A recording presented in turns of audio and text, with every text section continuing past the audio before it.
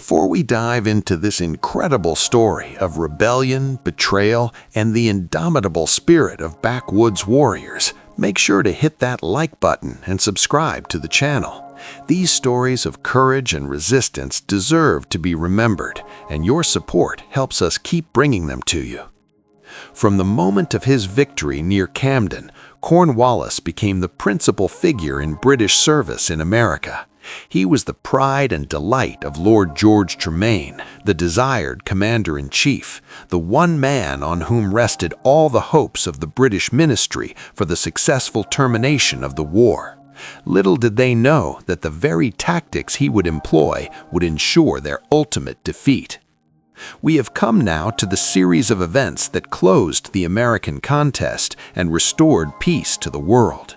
In Europe, the sovereigns of Austria and Russia were offering their mediation. The Netherlands struggled to preserve their neutrality.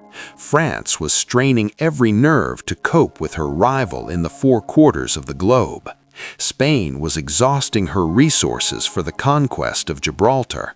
But the incidents that would overthrow the ministry of Lord North and reconcile Great Britain to America had their springs in South Carolina, in the swamps and forests and mountains of the American South. Cornwallis, elated with success and hope, prepared for his northward march, which was to conduct him from victory to victory until he restored all America south of Delaware to its allegiance. He appeared to believe that North Carolina would rise to welcome him, and he was attended by Martin, that state's former governor, who was eager to re-enter his office. Cornwallis requested that Clinton detach 3,000 men to establish a post on the Chesapeake Bay, and Clinton knew too well the wishes of the British government to venture a refusal. In carrying out his plan, the first measure of Cornwallis in 1780 was a reign of terror. Professing to regard South Carolina as restored to the dominion of George III, and accepting the suggestions of men like Martin and Tarleton that severity was the true mode to hold the recovered province, he addressed the most stringent orders to the commandants at 96 and other posts. They were to imprison all who would not take up arms for the king and to seize or destroy their entire property. He most positively enjoined that every militan man who had borne arms with the British and had afterward joined the Americans should be hanged immediately. He set up the gallows at Camden for the indiscriminate execution of those among his prisoners who had formerly given their parole. A man's word, his honor, his promise meant nothing to Cornwallis if it stood in the way of his ambitions.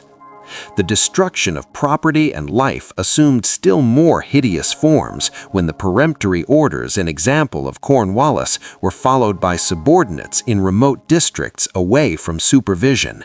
Cruel measures seek and find cruel agents. Officers whose delight in blood patrolled the country, burned houses, ravaged estates, and put to death whom they would. The wives and daughters of the opulent were left with no fit clothing, no shelter but hovels too mean to attract the destroyer. Suddenly, a woodsman in his cabin would find his house surrounded, and he or his guest might be shot simply because he was not in arms for the king. No engagement by proclamation or capitulation was respected.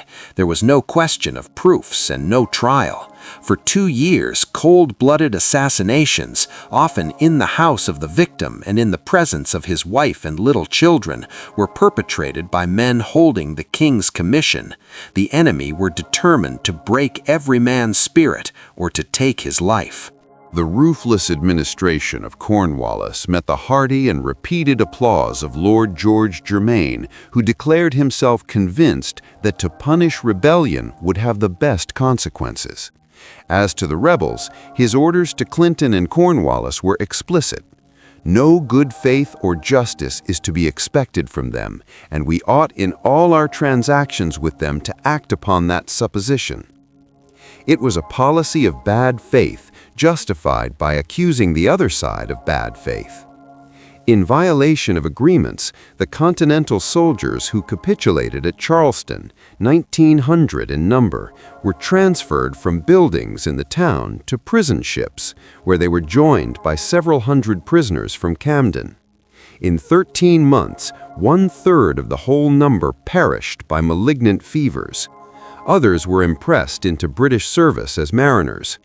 Several hundred young men were taken by violence on board transports and forced to serve in a British regiment in Jamaica, leaving wives and young children to want.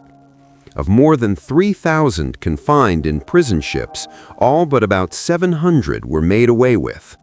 These were not casualties of war. This was systematic elimination of captured enemy soldiers. On the capitulation of Charleston, eminent patriots remained prisoners on parole.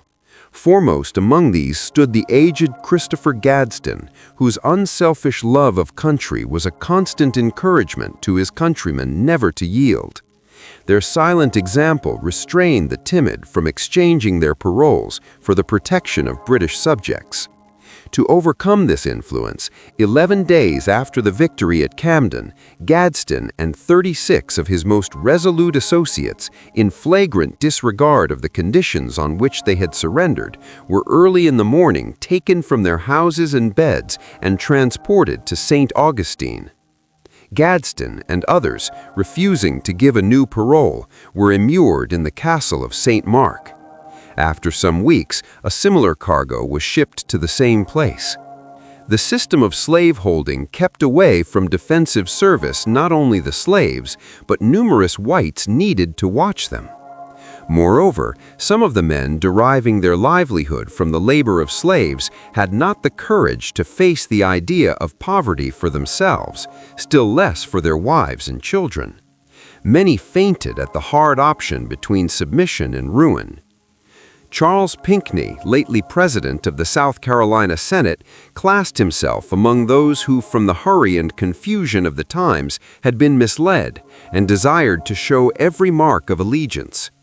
Rawlins Lowndes, who but a few months before had been president of the state of South Carolina, excused himself for having reluctantly given way to necessity and accepted any test to prove that with the unrestrained dictates of his own mind, he now attached himself to the royal government. Henry Middleton, president of the First American Congress, though still partial to a cause for which he had been so long engaged, promised to do nothing to keep up the spirit of independence and to demean himself as a faithful subject. These were powerful men, educated men of property and standing, and they bent the knee. But South Carolina was never conquered. From the moment of the fall of Charleston, Colonel James Williams of the District of 96 did not rest in gathering the armed friends of the Union. From the region above Camden, Sumter and his band hovered over all British movements. "Sumter certainly has been our greatest plague in this country," Cornwallis would write, and that assessment was entirely correct. In the swamps between the PD and the Santee, Marion and his men kept watch. Of a delicate organization, sensitive to truth and honor and right, humane, averse to bloodshed, never wreaking vengeance nor suffering those around him to do so, scrupulously respecting private property, he had the love and confidence of all in that part of the country. Tarleton's legion had laid the region waste to inspire terror, and volunteer partisans gathered round Marion to redeem their land. Francis Marion would become legend, the swamp fox, the ghost who appeared from nowhere and vanished into the marshes. A body of 300 Royalist militia and 200 regular troops had established a post at Musgrove's Mills on the Enoree River. On the 18th of August, they were attacked by inferior numbers under Williams of 96 and routed, with 60 killed and more than that number wounded. Williams lost but 11 men. It was a stunning tactical victory. At dawn of the 20th, a party convoying 150 prisoners of the Maryland line were crossing the Great Savannah near Nelson's Ferry over the Santee upon the route from Camden to Charleston, when Marion and his men sprang upon the guard, liberated the prisoners, and captured 26 of the escort. It was surgical, precise, and devastating to British morale. Colonel Marion, wrote Cornwallis, so wrought on the minds of the people that there was scarcely an inhabitant between the Pedee and the Santee that was not in arms against us. Some parties even crossed the Santee and carried terror to the gates of Charleston. Balfour, the commandant of Charleston, wrote home with bitter frustration. In vain we expected loyalty and attachment from the inhabitants. They are the same stuff as all Americans. The British historian of the war, who was then in South Carolina, relates that almost the whole country seemed upon the eve of a revolt. The occupation was collapsing from within. In the second week of September, when the heats of summer had abated, the earlier cereal grains had been harvested, and the maize was nearly ripe, Cornwallis began his projected march northward. He relied on the Loyalists of North Carolina to recruit his army. On his left, Major Patrick Ferguson, the ablest British partisan, was sent with 200 of the best troops to the uplands of South Carolina, where he enlisted young men of that country, loyalists who had fled to the mountains for security, and fugitives of the worst character who sought his standard for the chances of plundering with impunity.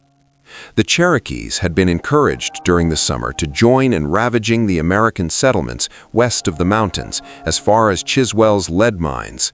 Against this danger, Thomas Jefferson, as governor of Virginia, organized in the southwestern counties of his state a regiment of 400 backwoodsmen under the command of Colonel William Campbell, brother-in-law of Patrick Henry.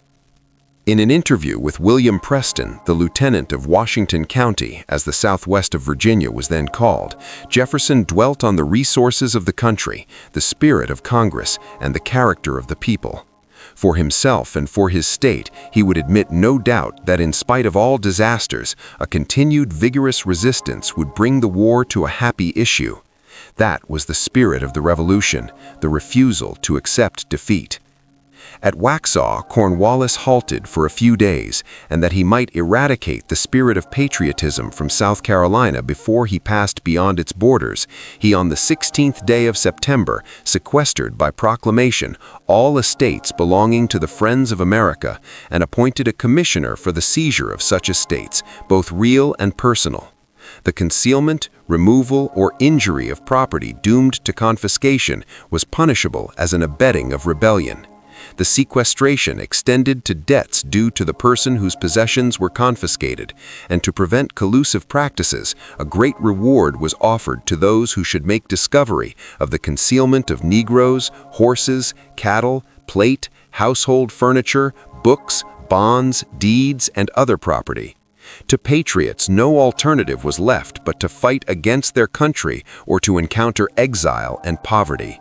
It was total war against civilians. The chiefs of the Cherokees were at that very time on their way to Augusta to receive the presents that were to stimulate their activity.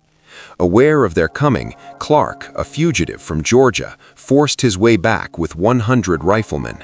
Having joined to them a body of woodsmen, he defeated the British garrison under Colonel Brown at Augusta and captured the costly presents designed for the Cherokees. The moment was critical, for Cornwallis, in his eagerness to draw strength to his own army, had not left a post or a soldier between Augusta and Savannah, and the alienated people had returned most reluctantly to a state of obedience. With a corps of 100 provincials and 100 Cherokees, Brown maintained a position on Garden Hill for nearly a week when he was rescued by Kruger from 96. At his approach, the Americans retired. On the pursuit, some of them were scalped and some taken prisoners. Of the latter, Captain Ashby and 12 others were hanged under the eyes of Brown. 13 who were delivered to the Cherokees were killed by tortures or by the tomahawk or were thrown into fires. 30 in all were put to death by the orders of Brown. This was not warfare, this was extermination, and it would not be forgotten. Kruger desired to waylay and capture the retreating party, and Ferguson eagerly accepted his invitation to join in the enterprise. Kruger moved with circumspection, taking care not to be led too far from the fortress of 96. Ferguson was more adventurous, having always the army of Cornwallis on his right. Near the Broad River, his party encountered McDowell with 160 militia from Burke and Rutherford counties in North Carolina, pursued them to the foot of the mountains, and left them no chance of safety but by fleeing beyond the Alleghanies. During these events, Cornwallis encountered no serious impediment until he approached Charlotte. There, his van was driven back by the fire of a small body of mounted men commanded by Colonel William Richardson Davie of North Carolina. The general rode up in person, and the American party was dislodged by Webster's brigade, but not until the mounted Americans, scarcely 40 in number, had for several minutes kept the British army at bay. 40 men! Think about that. 40 men holding off an army. From Charlotte, Cornwallis pursued his course towards Salisbury. Meantime, the fugitives under McDowell recounted the sorrows of their families to the emigrant freemen on the Watauga, among whom slavery was scarcely known. The backwoodsmen, though remote from the world, loved their fellow men.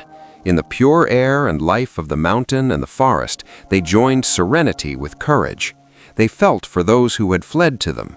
With one heart, they resolved to restore the suppliants to their homes, and for that purpose formed themselves into regiments under Isaac Shelby and John Sevier. Shelby dispatched a messenger to William Campbell on the forks of Holston, and the field officers of southwestern Virginia unanimously invited him with 400 men to join in the expedition. An express was sent to Colonel Cleveland of North Carolina, and all were to meet at Burke County Courthouse on the waters of the Catawba. The 3 regiments from the west of the Alleghanies, under Campbell, Shelby, and Sevier, and the North Carolina fugitives under McDowell, assembled on the 25th of September at Watauga. On the next day, each man mounted on his own horse, armed with his own rifle, and carrying his own store of provisions, they began the ride over the mountains where the passes through the Alleghanies are the highest.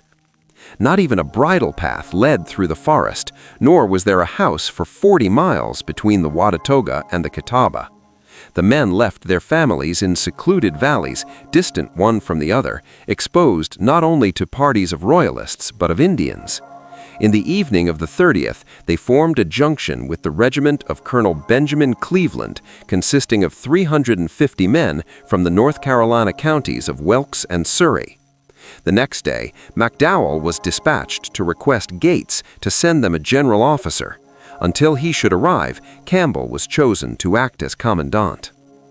Ferguson, who had pursued the party of McDowell to the foot of the Alleghanies and had spread the terror of invasion beyond them, moved eastwardly towards Cornwallis by a road from Buffalo Ford to Kings Mountain, which offered ground for a strong encampment. Of the parties against him, he wrote to Cornwallis, "They are become an object of consequence. I should hope for success against them myself, but numbers compared, that must be doubtful. 300 or 400 good soldiers, part dragoons, would finish the business. Something must be done soon. This is their last push in this quarter." Ferguson did not understand who he was dealing with.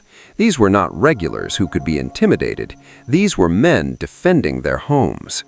On receiving the letter, Cornwallis ordered Tarleton to march with the light infantry, the British Legion, and a 3-pounder to Ferguson's assistance. But events were already moving faster than Cornwallis could control. At that time, Colonel James Williams was about 70 miles from Salisbury in the forks of the Catawba with nearly 450 horsemen in pursuit of Ferguson.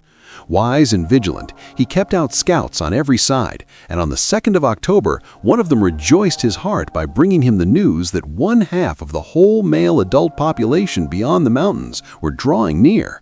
Imagine that, half the adult male population of the settlements beyond the Alleghanies riding to war. Following a path between Kings Mountain and the main ridge of the Alleghanies, the Western Army, as they called themselves, under Campbell, already more than 1,300 strong, marched to the cowpens on Broad River, where on the evening of the 6th they were joined by Williams with 400 men. From Williams, they learned nearly where Ferguson's party was encamped, and a council of the principal officers decided to go that very night to strike them by surprise. For this end, they picked out 900 of their best horsemen. At 8 o'clock on that same evening, the selected men began their march.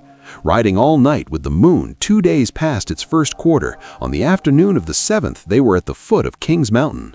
The little brook that ripples through the narrow valley flows in an easterly direction. The mountain, which rises 1.5 miles south of the line of North Carolina, is the termination of a ridge that branches from the northwest to the southeast from a spur of the Alleghanies. The British, in number 1,125, of whom 125 were regulars, were posted on its summit, confident that they could not be forced from so advantageous a post, to which the approach was precipitously steep, the slaty rock cropping out in craggy cliffs and forming natural breastworks along its sides and on its heights. Ferguson believed his position was impregnable. The Americans dismounted, and though inferior in numbers, formed themselves into 4 columns. A part of Cleveland's regiment, headed by Major Winston, and Colonel Severe's regiment formed a large column on the right. The other part of Cleveland's regiment, headed by Cleveland himself, and the regiment of Williams, composed the left wing. The post of extreme danger was assigned to the column formed by Campbell's regiment on the right center and Shelby's regiment on the left center, so that Severe's right nearly adjoined Shelby's left. The right and left wings were to pass the position of Ferguson and from opposite sides climb the ridge in his rear, while the 2 central columns were to attack in front. In this order, the Western Army advanced to within 1/4 mile of the enemy before they were discovered. The 2 center columns, headed by Campbell and Shelby, climbing the mountain, began the attack. Shelby, a man of the hardiest make, stiff as iron, among the dauntless singled out for dauntlessness, went right onward and upward like a man who had but one thing to do and but the one thought to do it. The British regulars with fixed bayonets charged Campbell, and his riflemen, who had no bayonets, were obliged to give way for a short distance, but they were soon rallied by their gallant commander and some of his active officers and returned to the attack with additional ardor. The 2 columns, with no aid but from a part of Severe's regiment, kept up a furious and bloody battle with the British for 10 minutes, when the right and left wings of the Americans, advancing upon their flank and rear, made the fire general all around. For 55 minutes longer the fire on both sides was heavy and almost incessant. The regulars, with bayonets, could only make a momentary impression. At last, the American right wing gained the summit of the eminence, and the position of the British was no longer tenable. Ferguson having been killed, the enemy attempted to retreat along the top of the ridge, but finding themselves held in check by the brave men of Williams and Cleveland, Captain de Pester, the commanding officer of the British, hoisted a flag. They immediately ceased. The enemy laid down their arms and surrendered themselves prisoners at discretion. The loss of the British on that day was at least 1,104. 456 of them were either killed or too severely wounded to leave the ground. The number of prisoners was 648. On the American side, the regiment of Campbell suffered more than any other in the action. The total loss was 28 killed and 60 wounded. Among those who fell was Colonel James Williams of 96, a man of an exalted character, of a career brief but glorious. An ungenerous enemy revenged themselves for his virtues by nearly extirpating his family. They could not take away his right to be remembered by his country with honor and affection to the latest time. Among the captives, there were house burners and assassins, private soldiers who had witnessed the sorrows of children and women, robbed and wronged, shelterless, stripped of all clothes but those they wore, nestling about fires kindled on the ground, and mourning for their fathers and husbands, executed 9 or 10 in retaliation for the frequent and barbarous use of the gallows at Camden, 96, and Augusta. But Campbell at once intervened, and in general orders, by threatening the delinquents with certain and effectual punishment, secured protection to the prisoners. Even in victory, even after all they had suffered, the Americans maintained their humanity. Just below the forks of the Catawba, the tidings of the defeat reached Tarleton. His party in all haste rejoined Cornwallis. The victory at King's Mountain, which in the spirit of the American soldiers was like the rising at Concord, in its effects like the successes at Bennington, changed the aspect of the war. The Loyalists of North Carolina no longer dared rise. It fired the patriots of the two Carolinas with fresh zeal. It encouraged the fragments of the defeated and scattered American army to seek each other and organize themselves anew. It quickened the North Carolina legislature to earnest efforts. It inspirited Virginia to devote her resources to the country south of her border. The appearance on the frontiers of a numerous enemy from settlements beyond the mountains, whose very names had been unknown to the British, took Cornwallis by surprise, and their success was fatal to his intended expedition. He had hoped to step with ease from one Carolina to the other, and from these to the conquest of Virginia. He now had no choice but to retreat. On the evening of the 14th, his troops began their march back from Charlotte to the Catawba Ford. The men of Mecklenburg and Rowan counties had disputed his advance. They now harassed his foraging parties, intercepted his dispatches, and cut off his communications. Soldiers of the militia hung on his rear. 20 wagons were captured laden with stores and the knapsacks of the Light Infantry Legion. Single men would ride within gunshot of the retreating army, discharge their rifles, and escape. The Catawba Ford was crossed with difficulty on account of a great fall of rain. For 2 days the royal forces remained in the Catawba settlement, Cornwallis suffering from fever, the army from want of forage and provisions. The command on the retreat fell to Rawdon. The soldiers had no tents. For several days it rained incessantly. Waters and deep mud choked the roads.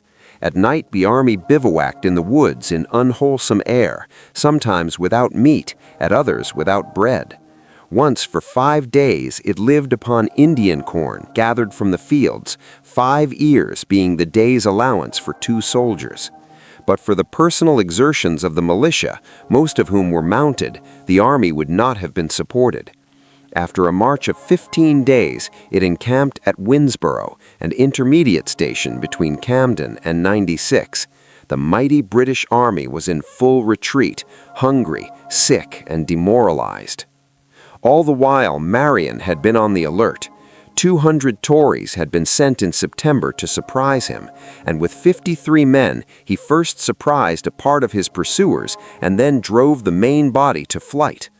At Black Mingo on the 28th, he made a successful attack on a guard of 60 militia and took prisoners those who were under its escort. The British were burning houses on Little PD, and he permitted his men of that district to return to protect their wives and families. But he would not suffer retaliation and wrote with truth, "Either is not one house burned by my orders or by any of my people. It is what I detest, to distress poor women and children." Marion waged war with honor. "I most sincerely hope you will get at Mr. Marion," wrote Cornwallis on the 5th of November, as he dispatched Tarleton in pursuit of him. This officer and his corps set fire to all the houses and destroyed all the corn from Camden down to Nelson's Ferry. He beat the widow of a general officer because she could not tell where Marion was encamped, burned her dwelling, laid waste everything about it, and did not leave her a change of raiment. The line of their march could be traced by groups of houseless women and children, once of ample fortune, sitting round fires in the open air. This was Tarleton's legacy, terror and ashes. As for Marion, after having kept his movements secret and varied his encampment every night, his numbers increased. Then, selecting a strong post within the dark morass, he defied an attack. But just at that moment, new dangers impended from another quarter. Sumter had rallied the patriots in the country above Camden and in frequent skirmishes kept the field. Mounting his partisans, he intercepted British supplies of all sorts and sent parties within 14 miles of Winnsboro. Having ascertained the number and position of his troops, Cornwallis dispatched a party under Major Weems against him. After a march of 24 miles with mounted infantry, Weems reached Fish Dam on Broad River, the camp of General Sumter, and at the head of his corps charged the picket. The attack was repelled. He himself was wounded and taken prisoner. A memorandum was found upon him of houses burned by his command.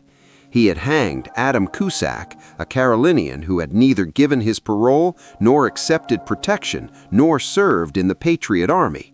Yet his captors would not harm a man who was their prisoner. The Americans continued to fight with a code of honor the British had abandoned. The position of the British in the upper country became precarious. Tarleton was suddenly recalled from the pursuit of Marion and ordered to take the nearest path against Sumter, who had passed the Broad River, formed a junction with Clark and Brennan, and threatened 96. One regiment was sent forward to join him on his march. Another followed for his support. Apprised of Tarleton's approach, Sumter posted himself strongly on the plantation of Blackstock. At 5 in the afternoon of the 20th of November, Tarleton drew near in advance of his light infantry, and with 250 mounted men, he made a precipitate attack on Sumter's superior force. The hillside in front of the Americans was steep. Their rear was protected by the rapid River Tiger. Their left was covered by a large barn of logs, between which the riflemen could fire with security. The 63rd British Regiment, having lost its commanding officer, 2 lieutenants, and 1/3 of its privates, Tarleton retreated, leaving his wounded to the mercy of the victor. The loss of Sumter was very small, but being himself disabled by a severe wound, he crossed the Tiger, taking his wounded men with him. Even wounded, Sumter thought of his men first. By the lavish distribution of presents, the Indian agents obtained promises from the chiefs of 2,500 Cherokees and a numerous body of Creeks to lay waste the settlements on the Watauga, Holston, Kentucky, and Nolichucky, and even to extend their ravages to the Cumberland and Green Rivers, that the attention of the mountaineers might be diverted to their own immediate concerns. Cornwallis gave orders to the reinforcement of 3,000 sent by Clinton into the Chesapeake to embark for Cape Fear River. So ended his first attempt to penetrate to Virginia. He was driven back by the spontaneous risings of the southwestern people, and the unwholesome exhalations of autumn swept men from every garrison in the Low Country faster than Great Britain could replace them. The terror tactics had backfired completely. Every house burned, every man hanged, every family dispossessed, created 10 new enemies. Cornwallis had not conquered the South, he had awakened it. And the men from over the mountains, the men who owed nothing to any government and everything to their own courage and rifles, had shown the British that this war was far from over. The victory at Kings Mountain was more than a military triumph. It was proof that free men fighting for their homes and families on ground they knew could defeat professional soldiers, no matter how well trained or equipped. It was a turning point, and from this moment forward, the British position in the South would only deteriorate. Cornwallis would try again. He would march and fight and scheme, but he had already lost. He just didn't know it yet.